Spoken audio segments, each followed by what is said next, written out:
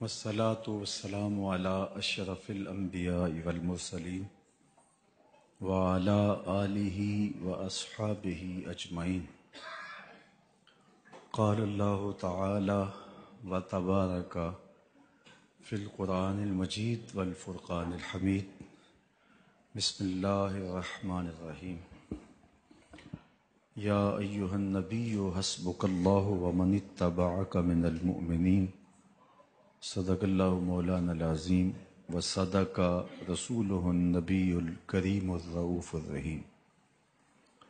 اللهم نور قلوبنا بالقرآن وزين أخلاقنا بالقرآن وأدخلنا الجنة بالقرآن ونجنا من النار بالقرآن.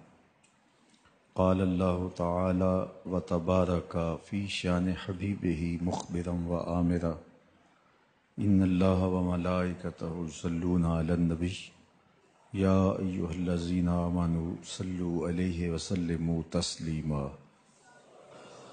اللهم صل على سيدنا ومولانا محمد معدن الجود والكرم صلاة وسلاما عليك يا سيدي يا رسول اللہ. تمام حمد و ثنا، تعریف و توصیف اللہ جل مجدہ الکریم کی ذات بابرکات کے لیے، جو خالق کائنات بھی ہے اور مالک شش جہات بھی. اللہ جل وعلا کی حمد و ثنا کے بعد رسول رحمت، شفیع معظم، نبی محتشم حضور ختم المرتبت صلی اللہ علیہ وآلہ وسلم کے حضور ناز میں اپنی عقیدتوں، ارادتوں اور محبتوں کا خراج پیش کرنے کے بعد واجب الاحترام، ذوی الاحتشام، معزز و مکرم سامعین، خواتین و حضرات، السلام علیکم ورحمۃ اللہ وبرکاتہ. مجھے اور آپ کو بڑی سہولت سے ایمان اسلام نصیب ہوا. مشقت نہیں سہنی پڑی، تکلیف گوارا نہیں کرنی پڑی. ہم نے آنکھ کھولی، مؤذن نے کان میں صدائے دل نواز دی، مبارک ہو تو حضور کا غلام بن کے آ رہا ہے. ہم بولنے لگے تو ہماری زبان پر اللہ جل شانہ کا مبارک نام جاری کیا گیا. ہم لا الہ الا اللہ محمد رسول اللہ توتلے لہجے میں پڑھنے لگے تو پورا خاندان خوش تھا. مٹھائیاں بانٹی گئیں. خاندان کا ایک ایک فرد بار بار سن کے خوش ہوتا اور چہرے کی بلائیں لیتا. ہم درس گاہ میں پہنچے، استاد کے سامنے زانوئے تلمس طے کیے. اس نے ہمیں دین سکھایا، قرآن مجید کی تعلیم دی. کتاب اللہ کی تلاوت کرنا سیکھے تو ہمارے ماں باپ پھولے نہیں سماتے تھے. قرآن مجید مکمل ہوا تو مٹھائیاں بانٹی گئیں، رسمیں آمین ہوئی، دوستوں کی دعوت ہوئی، کھانے پہ رشتہ دار بلائے گئے. ہم نے حفظ قرآن کی سعادت پائی تو ہمارے سر پہ عزتوں کی دستار سجی. ہم نے علم دین، درس نظامی اور دیگر علوم و فنون سیکھے تو ہمیں سند امتیاز سے مالا مال کیا گیا اور عزتوں کی مسند پہ بٹھایا گیا. ہم نماز پڑھیں تو محلے میں معزز ٹھہریں، روزہ رکھیں تو عزت پائیں، حج کرنے جائیں تو لوگ دعاؤں سے رخصت کریں، واپس آئیں تو پھولوں سے استقبال کریں. ہمیں دین پر عمل کرتے ہوئے کیا مشکل پیش آئی. ہم تو دین کی راہوں کے مسافر ہوئے تو عزتیں پائیں. ہم نے اللہ کا نام لیا تو لوگوں نے پیار دیا. ہم نے عبادات کے طریقے اختیار کیے تو معاشرے میں شریف کہلائے. لیکن کتنا مشکل اور کٹھن لمحہ تھا جب کوئی اسلام لاتا تو معاشرے سے کٹ جاتا، سماجی بائیکاٹ کر دیا جاتا. وہ لوگوں سے الگ ہو جاتا، میرے اور آپ کے آقا و مولا حضور نبی رحمت صلی اللہ علیہ وآلہ وسلم قریش کے عالی نسب خاندان سے تعلق رکھتے ہیں، صادق بھی کہلاتے ہیں، امین بھی کہلاتے ہیں، لوگوں کی امانتیں بھی حضور کے گھر میں پڑی ہیں، اپنے فیصلوں میں حضور کو حاکم بھی مانتے ہیں۔ لیکن جب اللہ کی توحید کا اعلان کیا، جب لوگوں کو راہ راست اور راہ حق کی طرف بلایا تو یہ سارے مخالف ہو جاتے ہیں، حتیٰ کہ اپنے سقے عزیز بھی کتنے دل آزار جملے بولتے ہیں، تبا لک ہنالک سائر الیوم الہذا جمعتنا۔ یہ رشتے میں سکا چچا بولتا ہے۔ اللہ اکبر، مشکلیں سہی، تکلیفیں سہی، سماجی مقاطعہ ہوا، سوشل بائیکاٹ ہوا۔ شاب ابی طالب کے 3 سال کس کٹھن حالات میں حضور اور حضور کے غلاموں نے اور خاندان والوں نے کاٹے، حتیٰ کہ درختوں کے پتے کھا کھا کے گزر اوقات ہوتی تھی۔ معاہدہ لکھ کے کعبۃ اللہ کے ساتھ لٹکا دیا گیا، اور یہ اتنے سنگ دل ثابت ہوئے کہ باہر سے کوئی تجارتی قافلہ آتا جس کے پاس اغذیہ ہوتی، کھانے پینے کی اشیاء ہوتی، تو ان کو ادھر جانے نہ دیتے، مبادا کہیں یہ خرید نہ لیں۔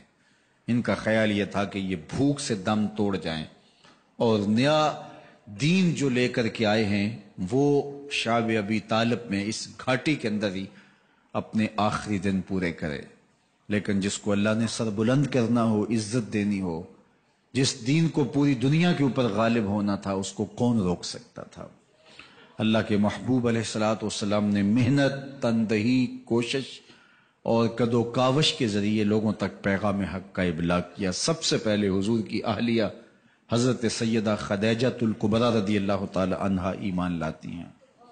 حضور علیہ السلام کے قریبی دوست، گہرے دوست حضرت سیدنا ابو بکر رضی اللہ تعالی عنہ ایمان لاتے ہیں۔ حضرت علی المرتضیٰ رضی اللہ تعالیٰ عنہ اگرچہ نو عمر ہے، لیکن سینے پہ ہاتھ رکھ کے کہتے ہیں جان و دل فدا کروں گا حضور آپ پہ۔ حضرت بلال حبشی اسلام لاتے ہیں، حضرت عمار ابن یاسر، حضرت سمیہ، حضرت یاسر اسلام لاتے ہیں۔ 38 لوگ ایک ایک کر کے اسلام میں داخل ہوئے۔ کفار تو چاہتے تھے کوئی دوسرا شخص ان کے ساتھ کھڑا نہ ہو، تو جب 38 لوگ حضور کے ساتھ کھڑے ہو گئے تو ان کے لیے بڑا اذیت ناک لمحہ تھا کہ یہ تحریک جس کو ہم روکنا چاہتے ہیں یہ پھیلتی چلی جا رہی ہے، لوگ اس کے ساتھ شامل ہوتے چلے جا رہے ہیں، اور لوگ ان کے لیے محبتیں اور ان کے لیے پیار پیش کرتے چلے جا رہے ہیں۔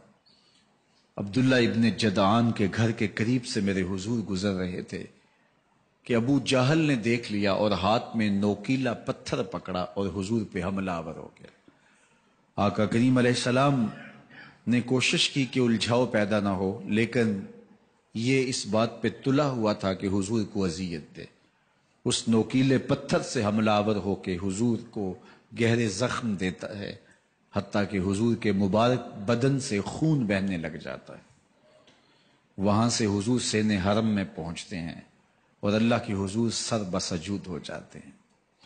حضور کے چچا حمزہ بن عبد المطلب ابھی اسلام نہیں لائے تھے، وہ شکار کھیل کے واپس آ رہے ہیں، اور جب وہ شکار کھیل کے آتے تھے تو بڑا اترا کے چلتے تھے۔ انہوں نے سنا کہ 2 لونڈیاں آپس میں بات کر رہی ہیں۔ اس کو پتا ہوتا نا کہ اس کے بھتیجے کے ساتھ کیا سلوک ہوا ہے تو یہ کبھی بھی ایسی چال نہ چلتا، اس کی ٹوری کوئی اور ہوتی۔ تو رک گئے، قدم خود بخود ٹھہر گئے، رک کے پوچھا کیا ماجرا ہوا؟ کہا تمہارے بھتیجے کو ابو جہل نے مارا ہے اور اس کے نازک بدن سے خون بہتا رہا۔ وہ خاموش تھا لیکن اس نے جان بوجھ کے زیادتی کی اس پر، بس غصے میں بپھر گئے۔ سین حرم کے آس پاس قریش اپنی مسجدیں جمائے بیٹھے ہوتے تھے ٹولیوں کی شکل میں۔ آج امیر حمزہ آئے اور ابو جہل کو تلاش کر کے اپنی کمان کو زور سے اس کے سر پہ مارا، اور اس کا سر پھٹ گیا اور ساتھ بولے تم نے ہمارے بھتیجے کو لاوارث سمجھا ہے؟ اب اس کے حوالی کھڑے ہو گئے، لیکن ابو جہل بڑا کائن شخص تھا، اس نے سمجھا کہ یہ تو اب تنہا ہیں، لیکن لڑائی کی آگ روشن ہوگی تو بنو ہاشم بھی نکل آئیں گے تو یہ لڑائی لمبی ہو جائے گی، تو اس کا سبب میں ہوں، قصور میرا ہے۔ اس نے کہا بس بس مجھ سے غلطی ہو گئی، اس طرح اس نے بات کو ٹال دیا۔ اب حضور کے چچا حضور کو ڈھونڈ رہے ہیں، سین حرم میں حضور علیہ السلام اللہ کے حضور سر بسجود ہیں، یہ پاس جا کے کھڑے ہو گئے اور کہا یا ابن اخی، اے میرے بھائی کے بیٹے، اے میرے بھتیجے، لیکن حضور سر نہیں اٹھایا۔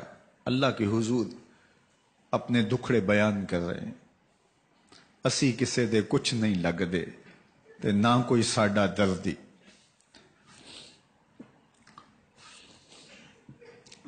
اللہ کے محبوب علیہ السلام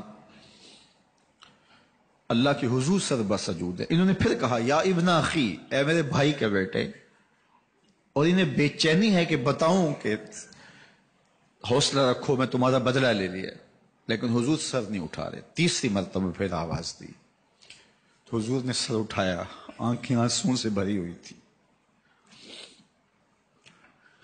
تو برجستہ کہا بھتیجے میں تمہارا بدلہ لے لیے۔ میرے حضور نے فرمایا چچا مجھے اس کی کوئی خوشی نہیں ہوئی۔ یہ حیرت زدہ ہو گئے کہ اتنا بڑا کام، اس وقت مکے کا اتنا بڑا سورما، اور میں اس سے ٹکرا کے آیا ہوں اور یہ کہہ رہے ہیں مجھے کوئی خوشی نہیں ہوئی۔ قسمت اچھی تھی۔ بولے بھتیجے تم کیسے خوش ہوتے ہو؟ کہا جس رب کو میں مانتا ہوں اس کو تم بھی مان لو۔ تو امیر حمزہ کی قسمت اچھی تھی تو آگے بڑھے اور اسلام قبول کر لیا۔ 38 لوگ پہلے مسلمان تھے، یہ 39 میں مسلمان ہو گئے۔ بس ان کا اسلام لانا مسلمانوں کے لیے تسکین قلب کا ساما ہوا۔ حضور کی آنکھوں میں امٹتے ہوئے آنسو، آگے بڑھے، کعبے کو غلاف کو پکڑا، کہا اللہم اعز الاسلام باحب الرجلین الیک بعمر ابن الخطاب او بعمر ابن حشام۔ اے اللہ ایک شیر دیا ہے، ایک شیر اور دے دے، اب تیری مرضی، یا عمر بن خطاب دے دے یا عمر بن حشام دے دے۔ اگرچہ اس نے میرے اوپر پتھر برسائے ہیں، مجھے زخمی کیا ہے، لیکن اگر دین کی تقویت اس سے ہو سکتی ہے تو مالک مجھے کوئی غصہ نہیں۔ چاہے عمر بن حشام، یہ ابو جہل کا نام ہے، مجھے چاہے ابو عمر بن حشام دے دے یا عمر بن خطاب دے دے، ایک شیر دے دیا، ایک شیر اور عطا کر دے۔ حضور کعبہ کے غلاف سے لپٹ کے اللہ کے حضور دعائیں مانگ رہے ہیں۔ 39 لوگ اسلام لا چکے ہیں، 40ویں کا انتظار ہے۔ اللہ کے محبوب علیہ السلام کی دعائیں ہیں، حضور کی التجائیں ہیں۔ ادھر یہ خبر پورے مکے میں پھیل جاتی ہے کہ حمزہ بھی ایمان لے آئے۔ کفار پر سراسیمگی سی کیفیت پیدا ہو جاتی ہے کہ ہم تو سمجھتے تھے کہ یہ 2-4 لوگ ہیں، 10, 15, 20 لوگ جمع ہو جائیں گے، اور اس طرح کے لوگ بھی اگر ان کے ساتھ شامل ہو گئے تو ان کا راستہ نہیں روکا جا سکے گا۔ وہ سر جوڑ کے سوچنے لگے، ابو جہل کو کوسنے دینے لگے، اس نے کیوں یہ ظلم کیا کہ اس کا نتیجہ یہ پھر ہمیں بھگتنا پڑ رہا ہے، اس کے لیے کوئی تدبیر کرنی چاہیے، اس کے لیے کوئی حکمت سوچنی چاہیے۔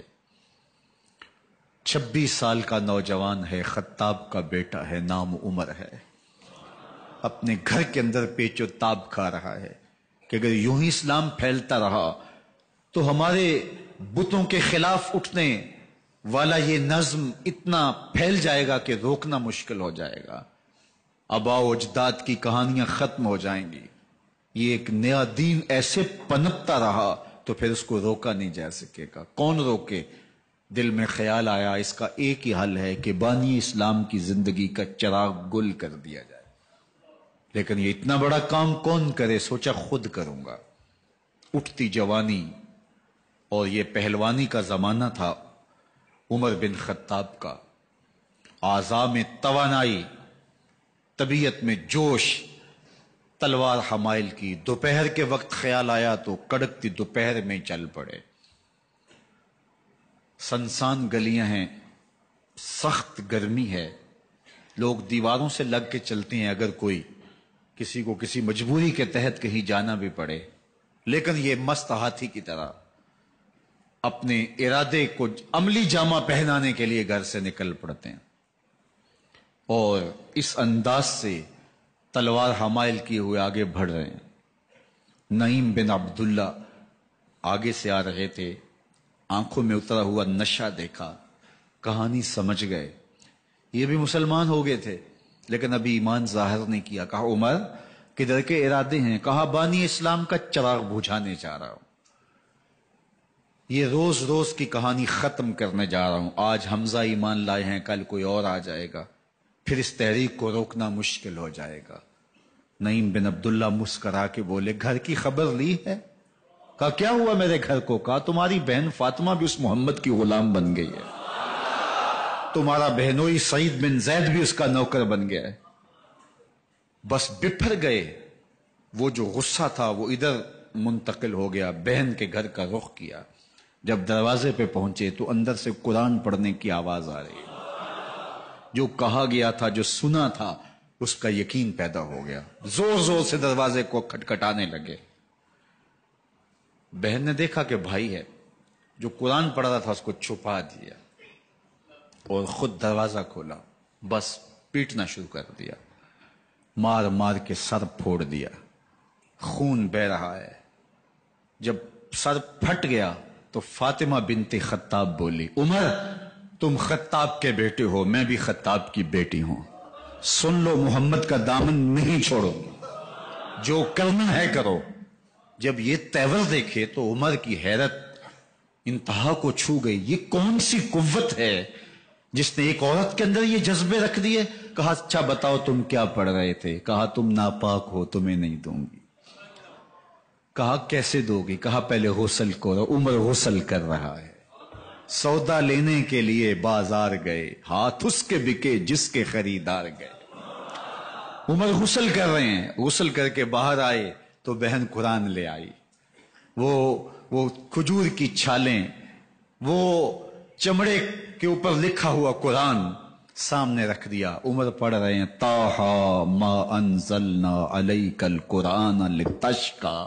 اے 14ویں کے چاند محبوب، قرآن اس لیے نازل تو نہیں کیا تھا کہ تم مشقت میں پڑ جائے. محبوب رحمت کے دروازے کھل رہے ہیں، کرم نوازیاں ہونے والی ہیں. عمر پڑھتے گئے، آنکھوں کے بندن ٹوٹ گئے، آنسو آنے لگے، ٹپ ٹپ آنسو گرنے لگے. عمر رو رہے ہیں، بدن کانپ رہا ہے. آئے کس ارادے سے تھے، اب حالت کیا ہوئی جا رہی ہے. اپنی بہن سے کہا، بہنوئی سے کہا جس در کے تم غلام ہوئے ہو کبھی میں بھی اس در کا غلام نہیں ہو سکتا؟ عمر کی کہیں عمر نہ برباد ہو جائے، مجھے اس چوکھٹ پہ لے چلو. کہا چلو ہم اس دہلیز پہ لے چلتے ہیں. تلوار اسی طرح حمائل کی ہوئی ہے، حضور دار ارقم میں ہے. یہ اسلام کی پہلی درسگاہ ہے، حضرت ارقم کا گھر. مسلمانوں کی تعداد بہت تھوڑی، یہاں چھپ کر کے دین سیکھتے ہیں. حضور بھی وہاں تشریف فرما تھے، باقی اصحاب بھی وہاں تشریف فرما تھے، حضرت میرے حمزہ بھی وہاں تھے. دروازے کی درزوں سے دیکھا کہ عمر آ رہے ہیں، تلوار بھی حمائل کی ہوئی. صحابہ نے کہا عمر آ رہے ہیں. امیر حمزہ نے کہا کوئی پرواہ نہیں، آنے دو. اچھا ارادہ ہوا تو خوش آمدید کہیں گے، ارادہ اچھا نہ ہوا اس کی تلوار سے گردن کاٹوں گا. اللہ اکبر. جب دروازہ کھولا تو دو صحابہ نے بازوں سے پکڑ لیا، کندھوں سے. حضور نے فرمایا کندھے چھوڑ دو. کندھے چھوڑ دیے گئے. آقا کریم علیہ الصلوۃ والسلام نے ان کے گلے کے اندر جو کپڑا تھا اس کو پکڑ کے جھٹکا دیا، اسلم عمر، عمر اسلام لاؤ. اللہ اکبر. اور ساتھ حضور نے حضرت عمر کے دل پہ ہاتھ رکھے، اللہم اہد قلبہ، اللہ عمر کے دل میں ہدایت ڈال دے. بس یہ جملہ کہنے کی دیر تھی اور حضور کا ہاتھ پھرنے کی دیر تھی، اندر سے کفر دھلتا چلا گیا. اور عمر نے کہا اشہد اللہ الہ الا اللہ واشہد انک رسول اللہ. جب یہ پڑا کلمہ تو حضور کی زبان سے بے ساختہ نکلا اللہ اکبر، اور صحابہ نے بھی اللہ اکبر کہا، اور اس زور سے کہا کہ مکے کی گلیاں گونجنے لگی. اب عمر ایمان لانے کے بعد حضور کی خدمت میں حاضر ہو کے عرض کرتے ہیں حضور کیا ہم حق پہ نہیں ہیں؟ فرمایا ہم حق پہ ہیں۔ کہ اللہ کا دین سچا نہیں ہے؟ فرمایا اللہ کا دین سچا ہے۔ کہا کہ آپ اللہ کے سچے نبی نہیں ہیں؟ فرمایا میں اللہ کا سچا نبی ہوں۔ تو فرمایا پھر ہم چھپ کے نماز کیوں پڑھیں؟ کہا کہ عمر تم جانتے ہو حکمت ہے، اتنے جو ہے وہ ہماری تعداد نہیں، اور کفار کا جور و ظلم اور ستم۔ عرض کی حضور ہم کعبۃ اللہ میں جا کے نماز پڑھیں گے۔ مسلمانوں کی دو صفیں بن گئی، ایک صف کی قیادت امیر حمزہ کر رہے ہیں، ایک صف کی قیادت حضرت فاروق اعظم کر رہے ہیں، درمیان میں حضور چل رہے ہیں، اور روایات میں آتا ہے حضرت عمر چلتے جاتے ہیں اور ساتھ لا الہ الا اللہ پڑھتے چلے جا رہے ہیں۔ اور پھر جا کے وہاں پہنچے تو وہاں جو صنادید قریش تھے ان پر سختہ طاری ہو گیا۔ حضرت عمر رضی اللہ تعالیٰ عنہ جب ایمان لائے تو آپ نے ایک ایک کافر کے گھر کے دروازے پہ کھڑے ہو کے کہا، جب کوئی بھی شخص مسلمان ہوتا تو کفار اس کو مارتے، زود و کوب کرتے، ظلم کرتے، ستم کرتے، گھسیٹتے بازاروں میں، لیکن حضرت عمر ایمان لائے تو ایک ایک شخص کے دروازے پر کھڑے ہو کر کے کہا کہ تم کمزوروں کو مارتے تھے، میں تمہیں بتانے آیا ہوں میں محمد عربی کا نوکر بن گیا ہوں۔ بلکہ آپ نے اعلان کیا جس نے اپنی بیوی کو، بیوہ اور بچوں کو یتیم کروانا ہو اور اپنے ماں باپ کی کمر کو جھکانا ہو وہ عمر کے مقابلے میں آئے۔ اللہ اکبر۔ زنیرہ نامی ایک خاتون تھی، بہت کمزور، راوی کہتا ہے کہ اس کی ہڈیوں میں گودا نہیں تھا، عشق رسول تھا، اور اس کا ظالم آقا اس کو مارتا ہے، اور جب مار مار کے تھک جاتا ہے ادھر سے عمر آ رہے ہیں، یہ اسلام لانے کے پہلے کی کہانی ہے، تو ادھر سے عمر آ رہے ہیں تو اس نے کہا عمر تم جوان آدمی ہو تو یہ چھوڑتی نہیں ہے اپنے نبی کا نام، ذرا تم آؤ۔ تو عمر کوڑا پکڑ لیتے اسے مارتے ہیں، مارتے مارتے تھک جاتے ہیں تو پانی پینے لگتے ہیں، تو کہتے ہیں مجھے تیرے پہ ترس نہیں آیا لیکن میں ذرا پانی پینے لگا ہوں، اور پھر گلے کے اندر کپ ڈال کر کے کوڑا اور اس کی رسی کو بل دیتے ہیں اور اس کی آنکھیں باہر نکل آتی ہیں، اور کہتے ہیں بلا اپنے نبی کو جو تیری آنکھوں کی بینائی واپس کرے۔ اللہ اکبر۔ تو اس نے آسمان کی طرف منہ کر کے کہا مالک میں کبھی بھی آنکھوں کی بینائی نہ مانگتی لیکن اب تیرے نبی کی عزت کا سوال ہے۔ آنکھوں کی بینائی واپس ہو جاتی ہے۔ زنیرہ کو بڑا مارا، آج عمر گلیوں میں آنکھوں میں آنسو ہیں اور عجیب دلے بےتاب ہے، اور کہتا ہے آؤ بھئی میں حضور کا غلام بن گیا ہوں، تمہیں بتانے آیا ہوں۔ زنیرہ نے موڑ کاٹا تو آگے عمر یہ آواز دے رہے تھے، زنیرہ ایک کونے پہ کھڑے ہو کے زو کے کہتی ہے عمر تم تو بڑے اس دن جوش و غضب میں تھے اور تم مارتے ہوئے تھکتے نہیں تھے۔ تو عمر نے کہا زنیرہ اس دن میں نے دیکھا نہیں تھا، اب میں محمد عربی کو دیکھ آیا ہوں۔ جنہ ویکھیا نہیں ہو کرن گلاں، جنہ ویکھیا نہیں ہو کرن گلاں، جنہ ویکھیا ہو تے بول دے نہیں، جڑے محرم راز حقیقت دے اور راز حقیقت کھول دے نہیں۔ تو حضرت عمر رضی اللہ تعالیٰ عنہ ایمان لائے۔ حضرت عبداللہ ابن مسعود رضی اللہ تعالیٰ عنہ فرماتے ہیں کہ حضرت عمر کا ایمان لانا مسلمانوں کے لیے عزت کا سبب تھا، ان کا ہجرت کرنا مسلمانوں کی نصرت تھی، اور ان کی خلافت مسلمانوں کے لیے رحمت تھی۔ حضرت عمر رضی اللہ تعالی عنہ وہ ہیں کہ میرے حضور نے فرمایا لوگوں جب نیک لوگوں کا ذکر کرو تو میرے عمر کا تذکرہ ضرور کیا کرو۔ میرا عمر وہ ہے کہ جب وہ ایک جگہ ایک سمت سے آ رہا ہو، ایک گلی اور بازار سے آ رہا ہو تو شیطان بھی آ رہا ہو، عمر کو دیکھ کے راستہ تبدیل کر لیتا ہے۔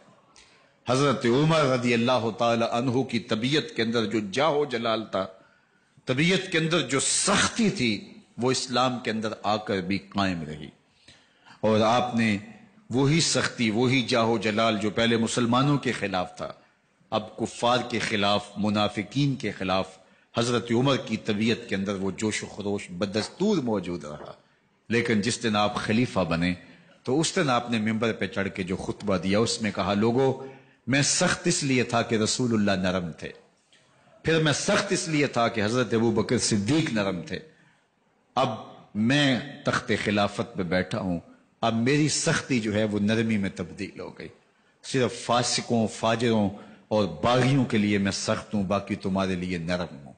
سب سے کم جو تنخواہ بیت المال سے اگر کسی وجود نے لی ہے تو وہ حضرت عمر رضی اللہ تعالیٰ عنہ نے لی ہے. صرف 2 جوڑے لیتے تھے سال میں، اور راوی کہتا ہے کہ میں نے دیکھا ہے کہ اس میں بھی 17 پیوند لگے ہوتے تھے.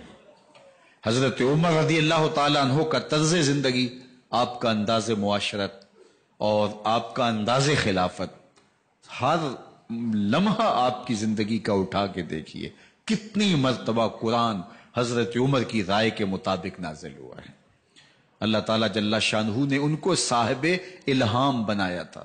ہر امت میں کوئی صاحب الہام ہوتا ہے، حضور کی امت کا صاحب الہام حضرت عمر رضی اللہ تعالیٰ عنہ، اور آقا کریم نے انہیں اپنا وزیر قرار دیا. فرمایا میرے 2 وزیر آسمانوں میں ہیں، 2 وزیر زمینوں میں ہیں. آسمانوں کے وزیر جو ہے وہ جبرائیل اور میکائیل ہیں، اور زمین کے وزیر ابو بکر اور عمر ہیں رضی اللہ تعالی عنہما. تو اللہ تعالیٰ جل شانہ نے حضرت سیدنا صدیق اکبر کے بعد حضرت سیدنا عمر بن خطاب رضی اللہ تعالیٰ عنہ سے جو کام لیا، مختصر دور خلافت کے اندر 10 سال 6 ماہ 4 دن آپ نے خلافت فرمائی ہے. لیکن کہاں سے چلے اور یہاں مکران تک، بلوچستان کا حصہ ہے، یہاں تک آپ کے سلطنت کی حدود وسیع ہوئی. ادھر آرمینیا تک جا پہنچے، حمص فتح کیا، قادسیہ، یرموک. آپ ذرا دیکھیے کہ کہاں تک آپ کی فوجوں کے گھوڑے دوڑتے رہے، اور اللہ تعالیٰ جل شانہ نے ان کو جو توانائی، عدل و انصاف کی قوت عطا فرمائی. اللہ اکبر. جب زمین پہ عدل کیا ہو تو زمین بھی حکم مانتی ہے، اور حضرت عمر وہ تھے جن کا حکم ہوائیں بھی مانتی تھی، زمین بھی مانتی تھی، جن کا حکم جو ہے وہ آگ بھی تسلیم کرتی تھی، اور دریا بھی ان کا حکم مانا کرتے تھے. مصر کے اندر رسم بد جاری تھی، یہ رسم بد جاری تھی کہ سال کے بعد 1-2 شیزہ کو زیورات پہنا کے اچھے لباس میں ملبوس کر کے دریا کی بھینٹ چڑھایا جاتا، اس کی قربانی دی جاتی، اس کا خون بہتا تو دریا چلتا. جب اسلام مسلمانوں نے مصر فتح کیا تو گورنر نے لکھا کہ اسلام تو اس طرح کی رسوم کی اجازت نہیں دیتا، لیکن خشک سالی ہے، لوگوں کی فصلیں ویران پڑی ہیں، تو حضرت کیا کیا جائے؟ تو حضرت عمر رضی اللہ تعالیٰ عنہ کو جب قاصد آ کے پیغام دیتا ہے تو کاغذ کے ٹکڑے پہ لکھتے ہیں بسم اللہ الرحمن الرحیم. مصر کے نیل کی جانب عمر کا خط لکھتے ہیں، اے نیل اگر تو اللہ کے حکم سے چلا کرتا ہے تو چل، ورنہ ہمیں تیرے چلنے کی کوئی حاجت نہیں ہے. اور قاصد کو کہا یہ خط لے جاؤ اور جا کے دریائے نیل میں پھینک دو. قاصد جا کے خط دریائے نیل میں پھینک دیتا ہے، پانی آتا ہے، ایسا دریائے نیل چلا 14 صدیاں ہوئی ہیں آج تک کبھی بند ہی نہیں ہوا. دریا حکم مانتے ہیں، آگ نکلتی ہے. لوگ حضرت عمر رضی اللہ تعالی عنہ کے پاس آئے، حضرت لاوا پھوٹا ہے، آگ نکل رہی ہے اور مدینے کی طرف بڑھ رہی ہے، اب کیا کیا جائے؟ فائر بریگیڈ تو زمانے میں تھی نہیں. عمر نے اپنی قمیض اتاری، جس قمیض پہ 17 پیوند لگے ہوئے تھے چمڑے کے، کہا یہ قمیض لے جاؤ، جدھر آگ بڑھ رہی ہے آگے ڈھالنا، آگ پیچھے بھاگ جائے گی. زلزلہ آتا ہے تو زمین پہ دھرا مارتے ہیں، زمین رک جا، کیا عمر نے تیری چھاتی پہ عدل نہیں کیا ہے؟ تو یہ عمر ہیں رضی اللہ تعالی عنہ کہ جن کے انصاف کی وجہ سے، جن کے عدل کی وجہ سے اللہ تعالیٰ کی رحمات اور اس کی برکات کا نزول ہوتا تھا، اور اللہ تعالیٰ نے مسلمانوں کو وہ آبرومند حکومت دی. کائنات کی تاریخ کے اندر ایسی حکومت آپ نے نہیں دیکھی ہوگی جو حضرت عمر نے حکومت کی ہے. اللہ اکبر. فرمایا فرات کے کنارے پہ ایک کتا بھی پیاسا مر گیا تو اس کا حساب بھی عمر سے ہوگا. جب اتنے علاقے فتح ہو گئے تو ایک دن حضرت عمر بیٹھ کے رو رہے تھے، تو کسی نے کہا حضرت رو کیوں رہے ہیں؟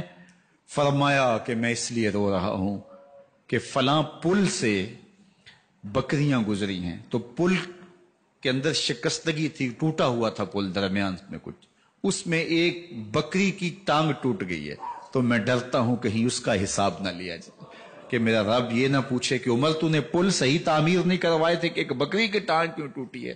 یہ ہیں حضرت عمر رضی اللہ تعالی عنہ. اللہ اکبر. حضرت سیدنا عمر رضی اللہ تعالیٰ عنہ کی پوری زندگی آپ دیکھ لیجئے.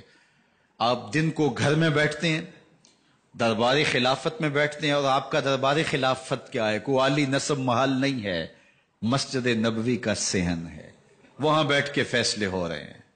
باہر سے سفیر آتا ہے اور آ کے پوچھتا ہے کہ میں امیر المومنین کے، مسلمانوں کے حکمران کے دارالامارہ میں محل میں جانا ہے، تو وہ مسکرا کے کہتے ہیں ہمارے امیر کا تو کوئی محل نہیں ہے۔ کہا کہاں ہے تمہارا امیر؟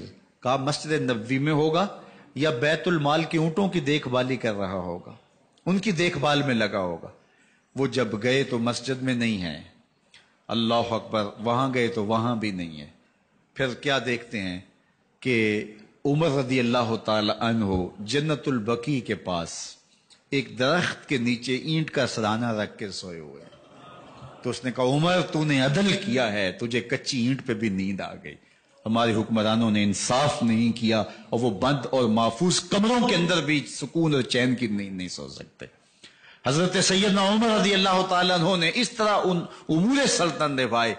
آپ دن کو لوگوں کی دیکھ بھالی کرتے، لوگوں کی ضروریات سنتے سمجھتے، اور جب رات پڑتی لوگ سو جاتے، عمر مدینے کی گلیوں میں پہرا دیتے۔ کائنات نے کوئی ایسا بھی حکمران دیکھا ہوگا؟ اللہ اکبر، وہ مجاہد جو مختلف محاذات پہ گئے ہوئے ہوتے، ان کے گھروں کی دیکھ بھالی کرتے، ان کی ضروریات کا خیال رکھتے، ان کی آبرو کا پہرا دیتے۔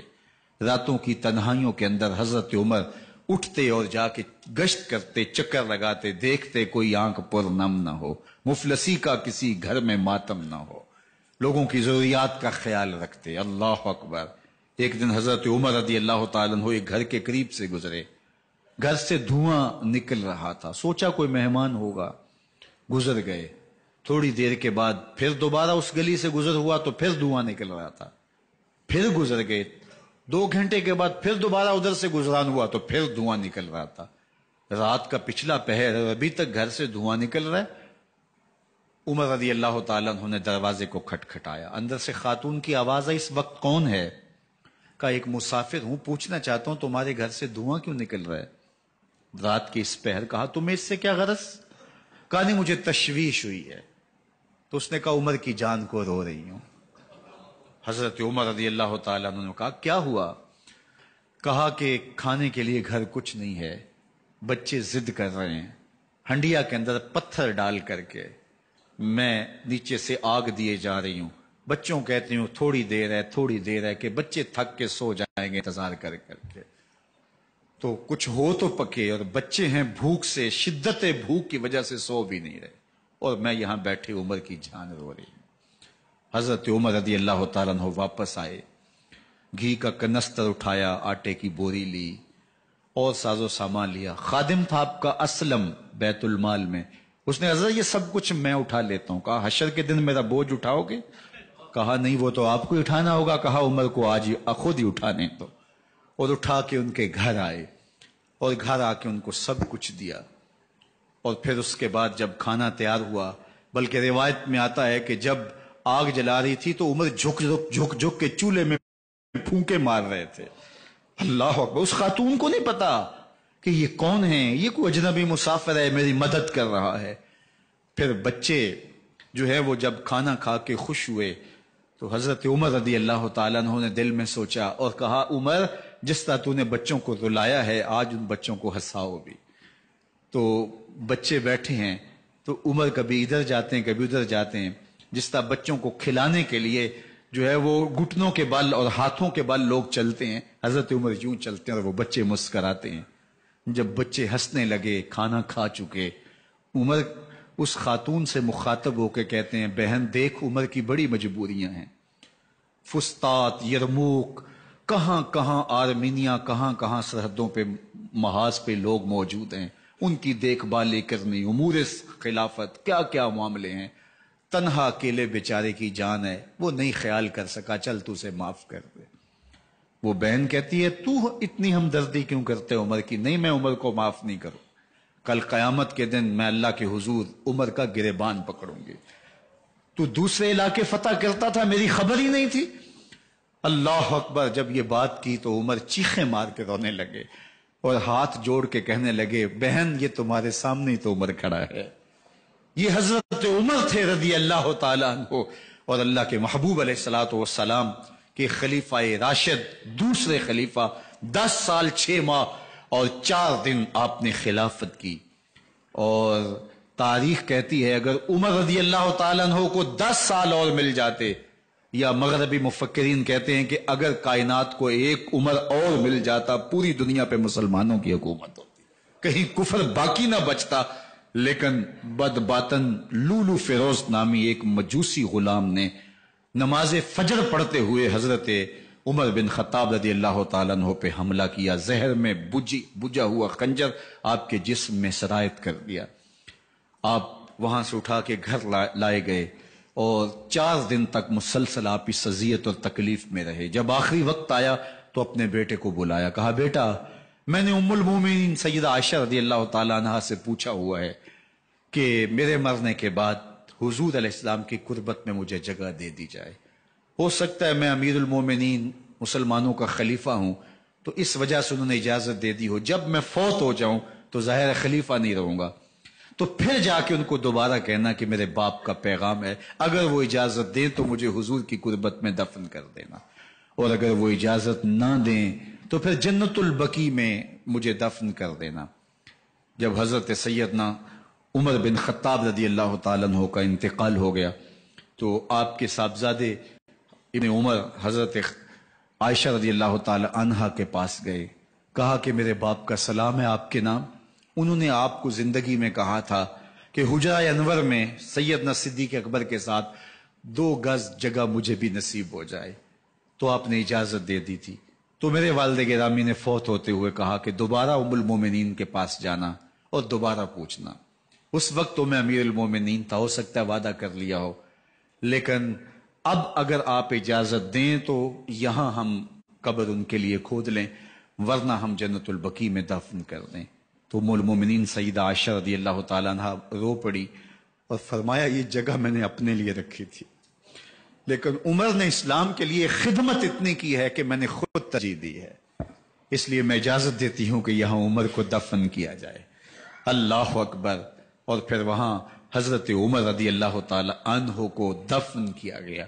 یہ قبر میرے حضور کی ہے، 7 حضرت صدیق اکبر ہیں، 7 حضرت عمر فاروق رضی اللہ تعالی عنہ ہیں. جے شک ہووی تے چل مدینے، جے شک ہووی تے چل مدینے، ویخ لے جوڑ مزاراں دا، بن یار نبی دیاں یاراں دا. حضور نے فرمایا ایک دن مسجد نبوی سے باہر نکل رہے تھے اور کچھ لوگ مسجد میں داخل ہو رہے تھے. حضور نے دائیں ہاتھ سے ابو بکر کا ہاتھ پکڑا تھا اور بائیں ہاتھ میں حضرت عمر کا ہاتھ تھا، اور جب لوگوں کو آتے ہوئے دیکھا ان کو مخاطب کرتے ہوئے کہا ہاکذا نبعث یوم القیامہ، قیامت کے دن ہم قبروں سے یوں ہی اٹھائے جائیں گے. میرے دائیں ہاتھ میں ابو بکر کا ہاتھ ہوگا، بائیں ہاتھ میں عمر کا ہاتھ ہوگا. جے شک ہووی تے چل مدینے، آویخ لے جوڑ مزاراں دا، بن یار نبی دیں یاراں دا. تو میرے حضور نے فرمایا جب اچھے لوگوں کا ذکر کرو تو میرے عمر کا ذکر بھی ضرور کیا کرو. تو حضرت عمر رضی اللہ تعالی عنہ اللہ کے محبوب کے محبوب ہیں. باقی صحابی مرید ہیں، حضرت عمر میرے حضور کی مراد ہیں. اللہ سے مانگ کر کے لیا ہے، اللہ عمر بن خطاب عطا کرتے، اور پھر اللہ نے عمر کی صورت میں اسلام کو وہ عظیم تحفہ دیا جس سے اسلام کی عزت بڑھی اور شان و شوکت میں اضافہ ہوا، اور اسلام کے جھنڈے 4 داغ عالم کے اندر لگ گئے. اللہ مجھے آپ کو حضرت عمر کے نقوش پاک کی برکتیں عطا فرمائے، اور ہمارے حکمرانوں کو ان کے نقوش پاک کو خضرا بناتے ہوئے اسلامی سلطنت کے خد و خال واضح کرنے کی توفیقات سے مالا مال کرے. انشاءاللہ اگلا جمعۃ المبارک 10 محرم کو ہی ہے، اور 12 بجے سے لے کے نماز عصر تک ہر سال ہم 10 محرم کا اجتماع کرتے ہیں. تو اس مرتبہ انشاءاللہ جمعۃ المبارک کا خطبہ بھی اس میں شامل ہو گیا، اور زیادہ برکات اس کی نصیب ہوں گی. اور نماز جمعہ کے بعد انشاءاللہ جو ہے وہ محفل پاک بھی ہوگی جس میں عالی مرتبت ثناء اور مبلغین کے خطاب ہوں گے. تو اگلے جمعۃ المبارک کو انشاءاللہ آپ سے دوبارہ ملاقات ہوگی. آپ تشریف لائیے گا، دوستوں کو ترغیب دیجیے گا. اللہ آپ سب کو جزائے خیر دے، دنیا آخرت کی بھلائیاں آپ کا مقسوم کرے. وآخر دعوانا ان الحمد